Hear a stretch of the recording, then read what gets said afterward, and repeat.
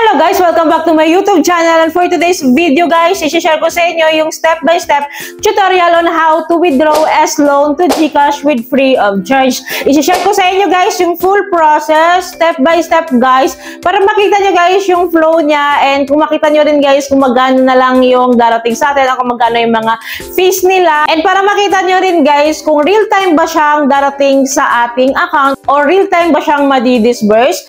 Anyways guys, I got approved sa S-Loan noong May 2023 pa, and September na ngayon, and this is my second loan na rin talaga sa Shopee. Kasi guys, na-avail ko na po yung first offer nila sa akin na 5,000 pesos. So sa 5,000 po talaga ako nag-start guys, kasi yun yung first offer nila sa akin. Then na-avail ko yun guys, and 3 months ko lang siyang kinuha, then na-paid ko na yon, and nag-replenish na siya guys, 5,000 pa din. So far guys, hindi siya nag-increase pa sa akin. And then I decided now guys na i-withdraw ko ulit siya.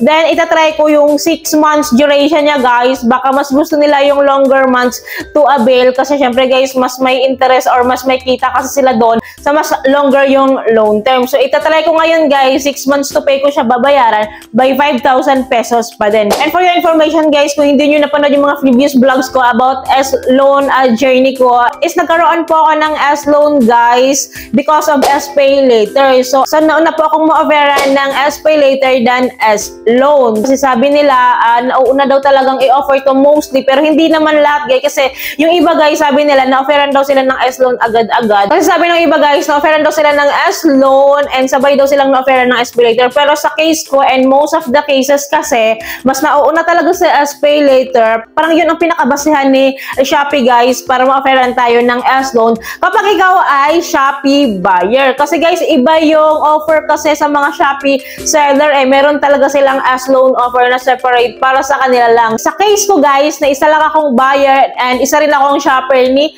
Shopee. So guys, na-offeran po ako ng S-Loan nung na-avail ko yung S-Pay Later ko guys, kasi diba kapag nagbabay tayo ng mga products sa kanila is meron talagang S-Pay Later na choices as payment method. So na-avail ko yun guys. So after 3 months na nagbabayad ako ng S-Pay Later ko, na-offeran po agad ako guys ni Shopee ng S-Loan. After 3 months yun na of paying S-Pay Later. So ina-activate ko nga guys yung aking S-Loan is meron po silang first offer sa akin na 5,000 pesos. So yun nga, na-avail ko yun. Then ngayon naman guys, i-share ko sa inyo yung updated withdrawal ni S-Loan to GCash account. Kasi guys, previous video ko, parang pinadaan ko kasi sa Union Bank ko bago ako pinunta sa GCash ko. Pero free pa rin lahat yun. But now guys, is different naman.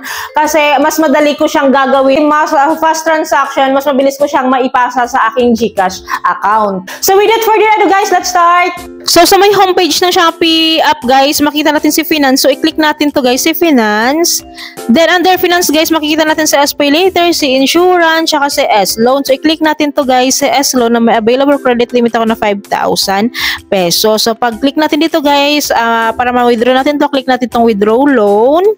Then guys, sa input loan amount ko guys, pwede ko siyang i-withdraw guys. Kung ayaw kong isagad ng 5,000, pwedeng from 2,500 to 5,000. Pero ako isasagad ko siya. So i-click natin tong piliin natin tong 6 months to pay. And disbursement niya guys is through Shopee Pay talaga guys. So there's no way to disburse talaga. Shopee Pay lang ang choices. So meron akong admin fee dito na 1%, 50 pesos sa 5,000.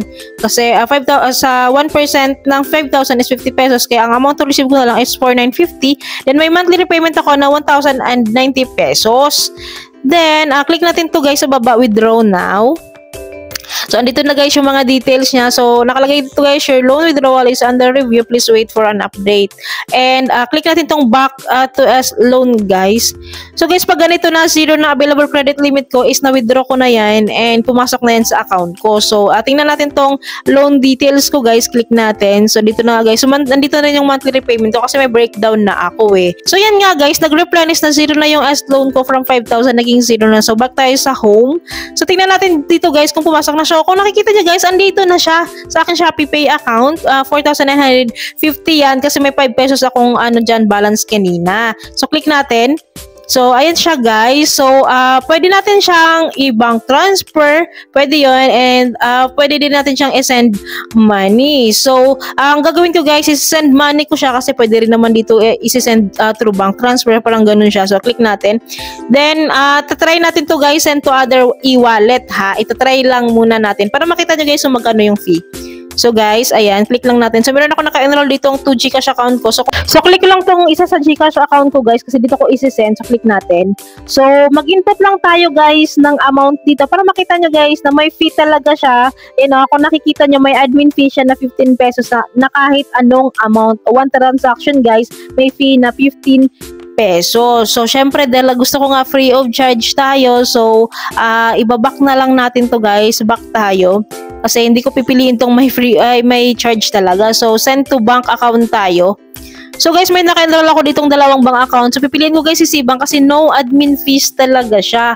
Free of charge po siya guys. Kaya gustong-gusto ko talaga dito i-send sa Cbank para from Cbank sisend ko naman sa GCash. So Cbank tayo. Then input lang natin to guys yung 4,950.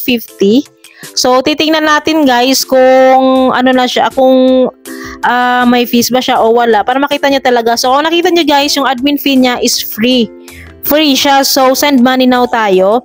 Then, wait lang natin guys na maging successful kasi ayan. Ayan guys. Kung makikita nyo na successful ko na siyang nasend sa akin Cbank account. Ayan. Nawala na siya sa akin Shopee Pay account guys. Then, nag-text din sila sa akin. Nag-inform din sila sa akin na successful nga daw yung transaction ko. So, punta tayo sa aking Cbank account guys. Ayan. Mag-OTP lang tayo. Kaya naka-block talaga to kasi hindi siya pwedeng screen record. So, ito na siya guys, nandito na siya and may 10 pesos po ako dito guys kaya naging 4,960 siya. So ayan nga guys yung transaction ko sa baba, nakapag-transfer ako ng 4,950. So dito tayo guys sa pay and transfer. So i-click natin to para ma-transfer natin to guys. So dito tayo sa e-wallet, transfer to e-wallet. Then allow natin to. Then wait lang natin guys. So syempre pipili natin guys si GCash. Ayan, sisend natin to GCash. So, enter lang natin yung GCash account ko. Enter ko lang. Then, meron na rin naman akong record dito. So, click lang natin yan. Tuloy-tuloy lang yan. Then, input lang natin to guys ng 4,950 lang din yung i-input ko dito sa amount. So, makikita nyo naman dyan guys. Ayan, wait lang natin. Input ko lang to ha. Ayan, kasi wala din po tong charge guys. Papakita ko rin sa inyo mamaya na wala siyang charge. So, next tayo. Click lang natin yung next. Yan, done. So, guys, kung nakikita nyo sa transfer fee, transfer fee niya is free talaga. So, click natin yung next. So, ayan guys, nawi-wave talaga siya. Kaya free yung transferring niya to GCash. So, click lang natin to guys yung confirm. Dito sa may baba, click natin tong confirm guys. Para successful na itong process natin. So, yan nga guys, nag-text sa GCash na na-receive ko na daw. So, ito na nga, na-receive ko na yung 4,950 na wala talagang charge, additional charges guys. So, di ba, bongga? So, tingnan natin dito guys. O, di ba, nawala na siya. And, pupunta tayo ngayon guys sa aking GCash account to check kung pumasok na. So, nandito na rin siya guys. And dahil meron akong balance dyan guys, kaya naging ganyan yung total niya. So, punta tayo sa transaction.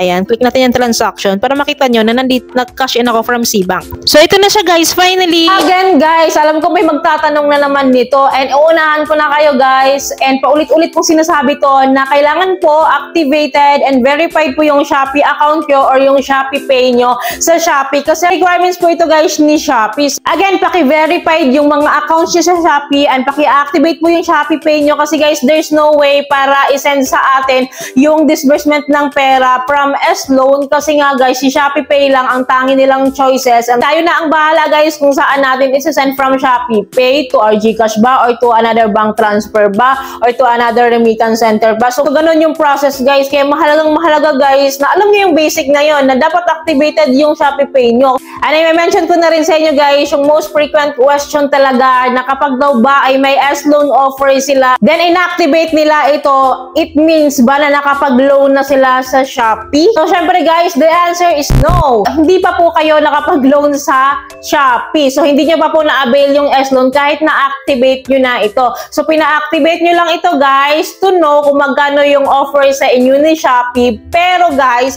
wala pang disbursement na nangyari. So, pina-activate nyo lang, nag-activate lang kayo and hindi pa po kayo nakapag-loan. Again, no po, hindi pa po kayo nakapag-loan once na na-activate nyo yung S-Loan nyo. So yun guys, I hope malinaw yun sa inyo and ganun lang po yung pinaka-process na ginawa ko. So mas makakatipid kasi ako guys kapag ganun yung ginawa ko kasi free of charge. Kaya malagang-malaga guys na may Cbank account kayo kasi para ma-link nyo siya sa Shopee nyo kasi free talaga yung transaction, yung pasahan dyan from Shopee Pay to Cbank, from Cbank to Shopee Pay. So free po yung charges dyan. So yun lamang guys, I hope ay natutunan kayo sa video. Na hope guys, yung video guys na ito ay nakatulong sa inyo. And kung nagustuhan nyo yung video guys, please don't forget to like, share, and subscribe. And click nyo po guys yung bell button para updated kayo sa mga bago ko pa pong mga videos like this. Guys, thank you for watching this video. Bye!